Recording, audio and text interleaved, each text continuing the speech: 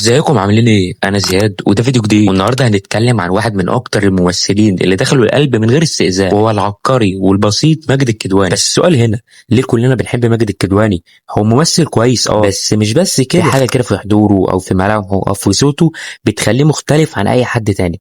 بس علشان نفهم دوت لازم نرجع للبدايه. اول مره نشوفه على الشاشه كانت في فيلم عفاريت الاسفلت سنه 1995، دور صغير جدا محدش خد باله منه وقتها، لكن كانت بدايه كويسه وكان زيه زي اي ممثل بيحاول يدخل عالم السينما. البدايه اللي الناس لاحظته فيها كانت سنه 2002 في فيلم حراميه في كي جي 2 بدور سعيد. الدور مش كبير لكن الفيلم نفسه نجح جدا واتشاف كتير على التلفزيون، وده اللي خلى وشه يبدا يتعرف. بعدها بسنه ظهر في صعيدي رايح جاي مع هاني رمزي، وده كان دور خفيف لكن زود رصيده عند الناس. لكن الانطلاقه الحقيقيه بقى جت في سنه 2003 لما عمل دور فطين في حراميه في تايلاند. هنا بقى بدانا نصدق ماجد الكدواني بجد. الدور كان كوميدي لكنه ما كانش سطحي، كان في عمق وشخصيه وطريقه تمثيل تخليك تحبه حتى لو كان نصاب. وفي نفس السنه شارك في عسكر في المعسكر مع محمد هنيدي بدور متولي الزناتي، والفيلم نجح جدا لان وقتها اي فيلم لهنيدي كان بيكسر الدنيا، حرفيا كانت مصر كلها بتتفرج عليه. ماجد الكدواني عنده موهبه نادره جدا انه يخليك تتعاطف مع الشخصيه حتى لو كانت غريبه او مش مثاليه. فيلم الرهينه مثلا مع احمد عز سنه 2006 لعب دور كراوي، ان هو واحد نصاب بيقول للناس ان عنده مشكله في الكلى وكده عشان ياخد منهم فلوس. المهم ان انت في الفيلم تعاطفت معاه جدا وتحس انه ضحيه المجتمع مش مجرد شرير والسلام. في 2008 في فيلم كباريه لعب دور خميس حامد وبرضه خلانا نحبه رغم كل الظروف اللي كانت فيه وفي حواليه. سنة 2009 قدم واحدة من أروع أدواره في فيلم الفرح بدور العسيلي. الفيلم كان فيه نجوم تقال لكن ماجد الكدواني قدر يخطف الأنظار بدور بسيط في الظاهر لكنه مليان تفاصيل. بعد ما ماجد الكدواني خطف الأنظار في الفرح بدأت الناس تروح السينما مخصوص عشان تشوفه هو. وفي سنة 2009 بيظهر في تحفة فنية حرفيا مع أحمد مكي في فيلم تيرنتا بدور المارد، الدور اللي الناس حفظت جملته واللي خلى الشخصيه تعلق في دماغنا كانها حقيقه.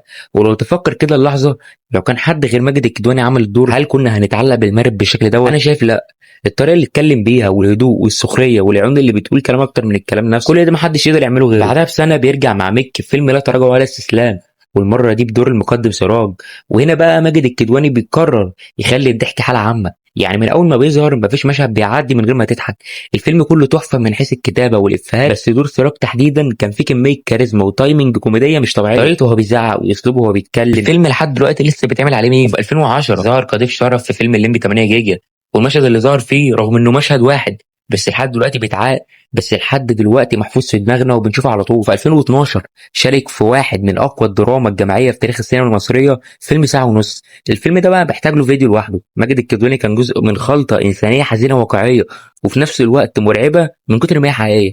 تمثيله في الفيلم بسيط، هو بسيط لدرجه انت تحبها. وفي سنه 2016 قدم دور شكري مختار في فيلم هيبتا، دور مختلف مش مجرد شخصيه في قصه، لا ده كانت اشبه بحكمه بتمشي على الارض. الكلام اللي كان بيقوله الفيلم حرفيا كان مبني على حضوره، ولو اي حد غيره كان قال الكلام دوت ما كناش صدقناه ولا حسينا بيه بنفس الشكل. في 2018 ماجد الكدواني بيعمل لنا فيلم طلق صناعي بدور حسين عبد السلام، راجل بيحاول يدخل مراته تولد جوه السفاره علشان تاخد الجنسيه. الفيلم مش بس كان مجنون فكرته لكن كمان كان فيه مستوى عالي من التمثيل تحت ضغط، وماجد كان هو قلب الفيلم من اول لحظه وانت مش عارف تحكم عليه هو مجنون ولا مظلوم ولا هو ظالم، وبيفضل يوصل لك الحاله النفسيه المعقده دي لحد اخر ثانيه. وفي نفس السنه فاجئنا تماما بدور العقيد ولي السلطان في فيلم تراب الماس.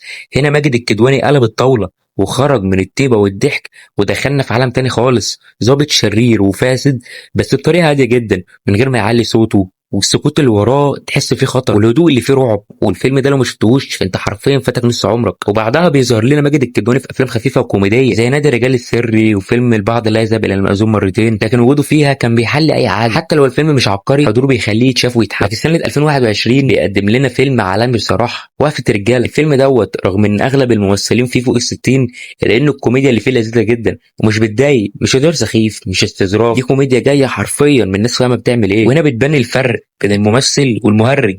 ماجد الكدواني ضحكنا وهو محتفظ بكامل احترام. بعدها عمل ماجد حاجه ما كناش متوقعينها، واحد من افضل المسلسلات اللي جت في تاريخ السينما بالنسبه لي، مسلسل موضوع عائلي. مسلسل فعلا عالمي من كل الجوانب، الشخصيات المكتوبه باتقان والاحداث المتصاعده والتمثيل في قمه النضج. لحد دلوقتي اتعمل منه 3 اجزاء، وبصراحه القصه ممكن تتعمل منها 6 اجزاء مستريح، وده لانها معموله بطريقه عائليه شويه، فانت تقدر تطلع منها كذا مواقف، انت تقدر تطلع منها اي موقف تحبه. وبعد النجاح ده رجع لنا ماجد في فيلم بره المنهج، فيلم جميل جدا لكن ما خدش الضجه اللي استحقها. فكرته كانت كويسه وفيها رسائل انسانيه، واخر اعماله لحد دلوقتي كانت فيلم مشروع اكس مع كريم عبد العزيز، فيلم جديد ولسه بيتشاف. ونيجي بقى للسؤال اللي بدانا بيه، ليه بنحب ماجد الكدواني؟ الاجابه بسيطه جدا، لانه فضل يتطور مع الوقت، ما وقفش مكانه ولا قبل انه يكون محصور في دور واحد، لان كل شخصيه بيمثلها بيحط فيها جزء منه، جزء انساني جزء عاطفي يخليك تحبه حتى لو كان نصاب او بلطجي او حتى شرير. ماجد الكدواني مش بس ممثل، هو واحد مننا. وده كان ردي على السؤال ليه بنحب ماجد الكدواني. لو ليك راي مختلف ليا يا ريت تكتبوا لي في الكومنتات، ولو الفيديو عجبك ما تنساش تعمل لايك وتشترك في القناه، عايزين نوصل 5000 مشترك في اسرع وقت ممكن. وما تنساش برضو تدعي لاخواتنا في فلسطين وجميع الدول العربيه اللي بتمر بظروف صعبه دلوقتي،